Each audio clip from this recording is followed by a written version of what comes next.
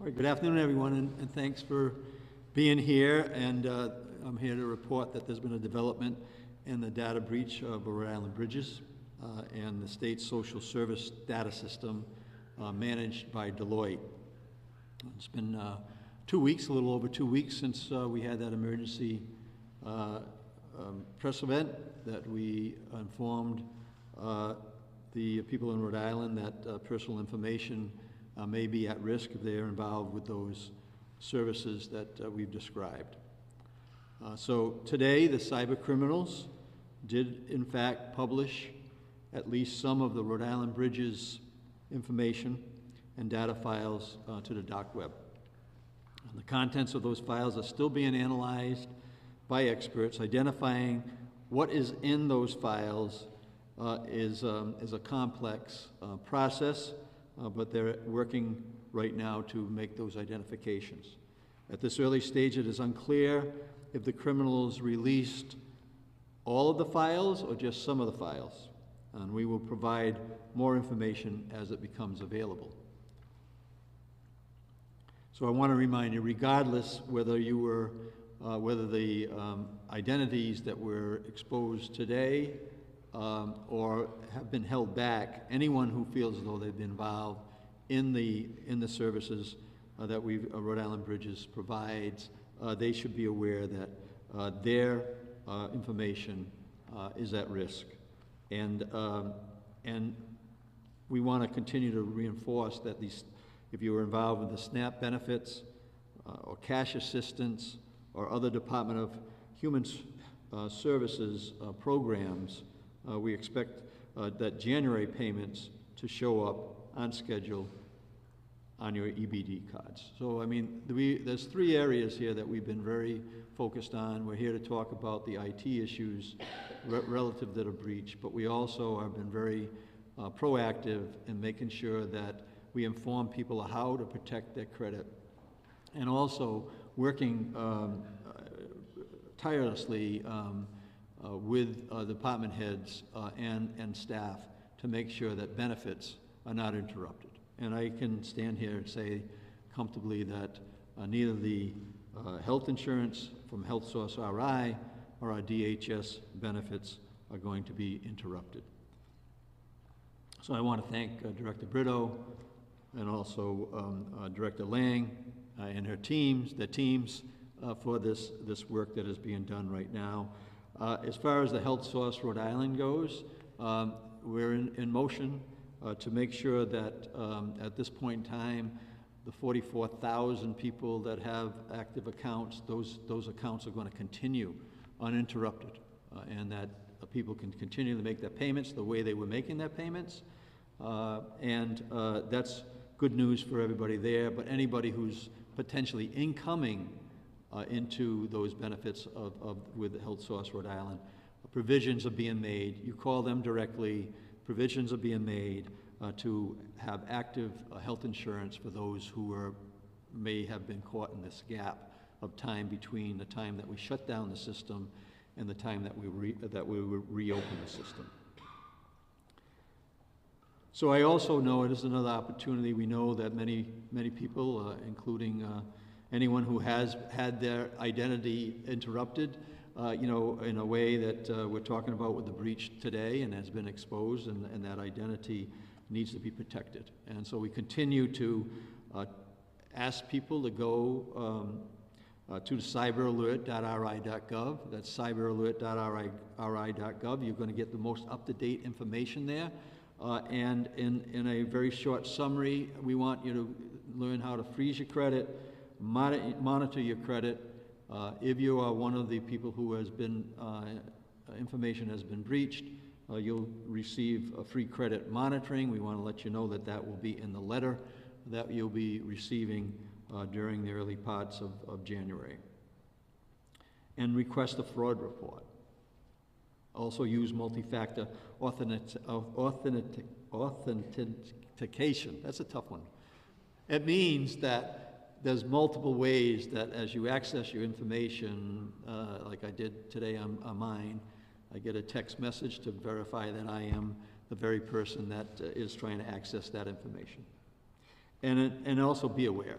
We know that we continually get texts and emails and other reach outs from people who were not authorized, and they are trying to get you to respond, and that response could put your information at risk, your personal identity information at risk. So again, I would just say in summary, is that today we have been notified by Deloitte this morning, and that the cybercriminals did in fact publish at least some of the Rhode Island Bridges data files to the dark web.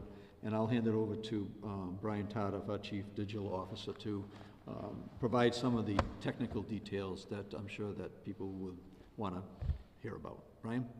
And thank you for your staff too. You're working tirelessly on this issue in a way that is protecting people's information and getting it on board as quickly as we can. Thank you, Governor. Yep. Good afternoon. As we've shared since the beginning of this incident, it is important to be familiar with good cybersecurity practices to protect yourself online. Our message to the public is this: be aware. Be aware that other cybercriminals often exploit incidents like this to launch targeted attacks like phishing. So it's possible we may see an increase in attempts of fraudulent activity. Phishing is when someone tricks a victim into giving out sensitive information, such as credit card numbers and account passwords, using convincing emails, texts, or a fake website. We urge you to remain extra cautious when reviewing emails, messages, and links. If something seems off, trust your instincts. Look for common signs of phishing attacks, such as requests to send personal and financial information, incorrect email addresses or links that attempt to mimic reputable companies, or urgent language demanding immediate action. If you think an email or text may be a phishing attack, do not click on any links or attachments.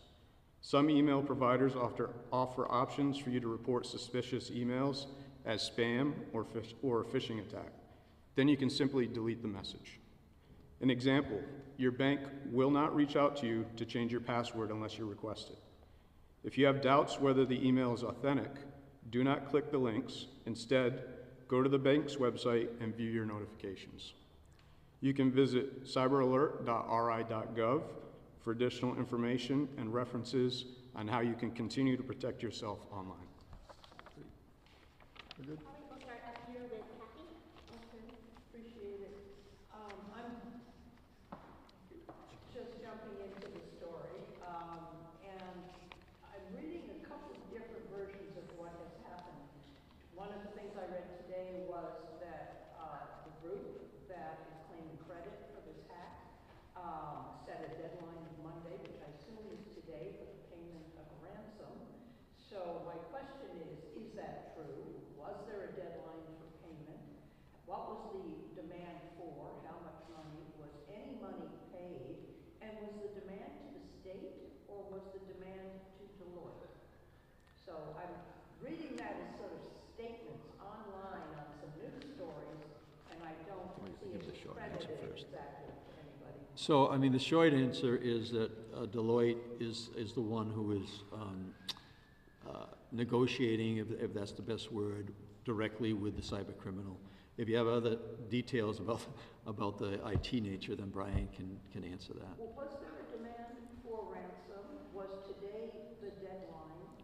And was the fact that some material or some files, unopened files, but references to files are now online, did that actually happen today, or was it just discovered today? So I'll let Brian answer that question, but as far as anything that has to do with the ransom, it's directly Deloitte. You'd have to put that towards Deloitte. They're the ones who are doing that that connection, and I'll let them answer that question. And as far as Brian could maybe detail what he knows might have been exposed today. Thank you, Governor. So shortly after 9 o'clock this morning, we were notified by Deloitte that files had been posted on the dark web by the bad actor. They were continuously in negotiations, as the governor stated, with this group. The state has not been in contact with this group. That's been Deloitte's engagement throughout. Was there a deadline to make a payment by today, or something would happen which has now happened? That's something, again, you'd have to ask Deloitte that question as they've been in negotiations with the bad actor. Has the state asked anything from Deloitte? Again, they seem to be the ones that are targeted, but it's the state's information. Have you asked them to make any additional payments, hire any additional security firms to try to go through? What has been the state's demands of Deloitte? Well, right now, in terms of the ongoing investigation, they're dealing directly with the cybercriminals. I've had conversations with the CEO along with their representation and informing them about what we're doing and making sure that they understand that we expect that any out-of-pocket expenses that the state would have right now would be covered by Deloitte. So that's the extent. Anything that has directly to do with the questions you asked, I believe, about any ransom and those conversations, we're not involved in. Let's go to Gabrielle. So on the state end, what did the state do to try and prevent this data from being released, or was it left entirely up to Deloitte and their discretion? All the discussions that were directly on that issue or any other issue in terms of direct contact with the cyber criminals was done by Deloitte. Why was that decision made? Why did you not get more directly involved? Well, this is the way that these processes happen. Deloitte is the one who has the direct contact with the cyber criminals, and we're in contact with them on the IT issues. How quickly can we get the system back up and running, which I think that we're having significant progress on. My conversations with Deloitte, as I just expressed, was we know that for us to make sure that we are doing everything we can to let people know what they need to do to protect our identity, and also the work that we did not want to have any benefits that would be interrupted, and we've had conversations with Deloitte in terms of making sure that they understood that we expect them to cover the cost of that. When do you expect the RI Bridges system to be back online? I'll let Brian talk to that one. So we're in the process of a multi-phase restoration. Phase 1 has been complete, and we're targeting a mid-January go-live of the system. And then for the benefits in January, you mentioned that you don't expect the interruption for people who had already been enrolled. But since the system was shut down on December 13th and through today, is there going to be any delay in getting benefits out to those new people who now need benefits from the state? No, and that's why we're asking people to go to, the cyberalert.ri.gov to give them more information about how to contact. Director Brito is working with her staff there to make sure that that doesn't happen. I think I mentioned in my comments that the EBT cards are already triggered up for the January benefits.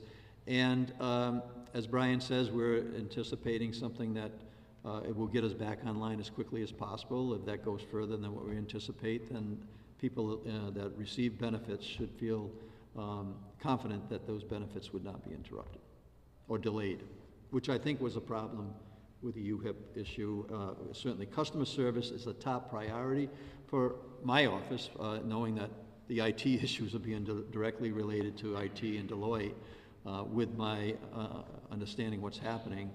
But the outreach right now in terms of customer service is a real high priority, and we've already dispatched multiple teams from our office to be available to go directly into the community to talk to seniors or directly to the municipalities, right directly into the DHS office or the Health Source Rhode Island office, where it's an all-in effort by the team to give customer service. Just to make sure that I understand correctly, for the new people who have enrolled in the last 3 weeks since the system was shut down, are they still getting benefits on an EBT card or directly to their bank accounts? Are they having to get paper checks since the I'll let Kim answer that directly, and then you'll have the right answer.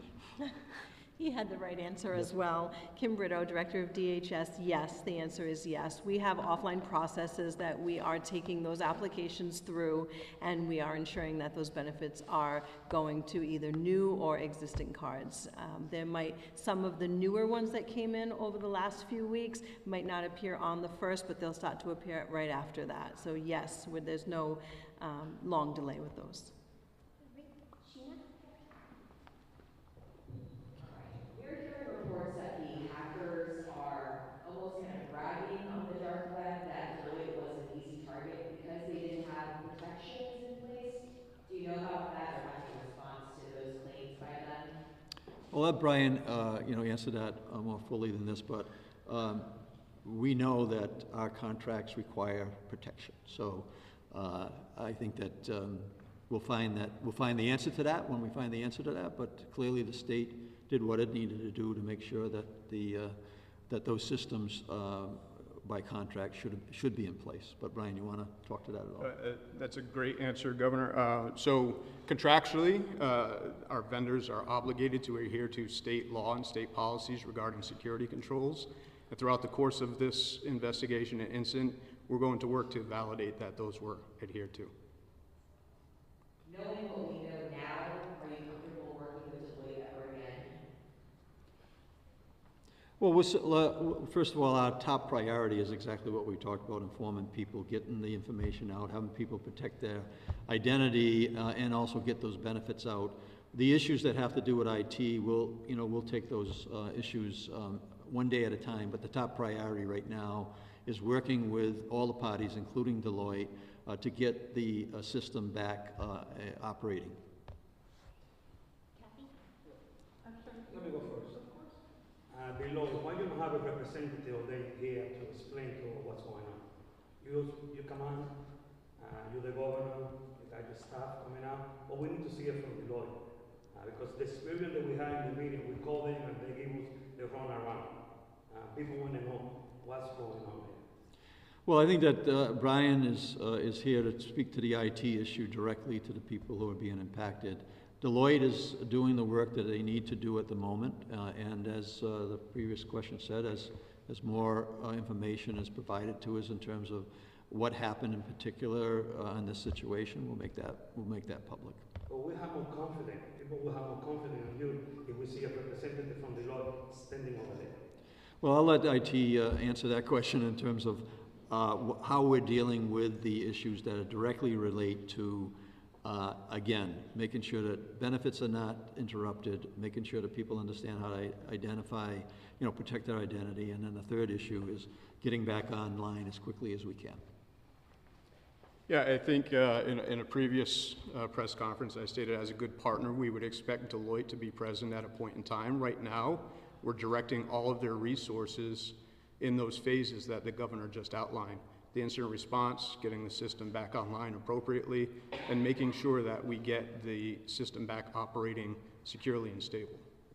For DHS, are you getting help from other agencies outside the state to manage the phone call and the overload? So the question is if DHS is getting assistance from other agencies. So we're supported by Experion, which is taking a lot of those calls on protecting identity and those measures that are in place for folks that may be included in this. In terms of processing or being in our field offices or our call center, the DHS team is managing that. We're working in close partnership with our other sister state agencies, but we haven't taken on any additional resources within DHS to continue to move things forward. A couple of follow-up questions. Mhm. I understand that Deloitte is handling this for the state. Deloitte is doing the negotiations. Do we have the state police? Do we have the FBI? Yeah. Do we have Homeland Security? Is anybody other than Deloitte trying to get to the bottom of who these people are and perhaps try to shut them down? So the criminal nature is state police, our attorney general, all in the same loop. I've had conversations with the national level as well. As I mentioned before, Congressman Langevin has been really helpful connecting us there. And making requests. I've made requests to meet with the FBI to talk to them about this. I expect that that will happen in due time. But yes, the criminal side is another component to this. And Kathy, I absolutely would not give the chances of catching these guys is relatively remote, I would imagine, based on the industry that they're in. But I don't think that that should stop us from trying to find out who they are and holding them accountable. So at this moment, and then another follow-up to an earlier question, nobody is actively investigating this at the federal level, but you hope to have that conversation. Yeah, I'll let Brian answer that question, but my understanding is that, yes, they are. They are aware of it, and they're proceeding based on their protocols. I just wanted to have direct conversations with the FBI, with the people who are, what CSA, is it CSA? CISA. And so that I can answer that question as, a little bit clearer. But yes, that work is happening, and I don't know if you want to add anything to that, Brian. I would just add that the threat intelligence from both Deloitte and the state are being shared with the state police and our federal partners across the agencies. What they're doing with that information, I'm sure there's an investigation, but it's really just us sharing as much threat intelligence as we can with them. You had, in answering another question asked, said you're rebuilding the system in some way, and you've completed phase one. What was phase one? And when you say the system should be up and running again in January, well, that's in 2 days. Are we talking about 2 days, or are we talking about by the end of the month? Well, to clarify, it's middle of January is our target. The 2 phases are the internal processes and infrastructure for the where the workers operate. We're referencing that as the worker portal.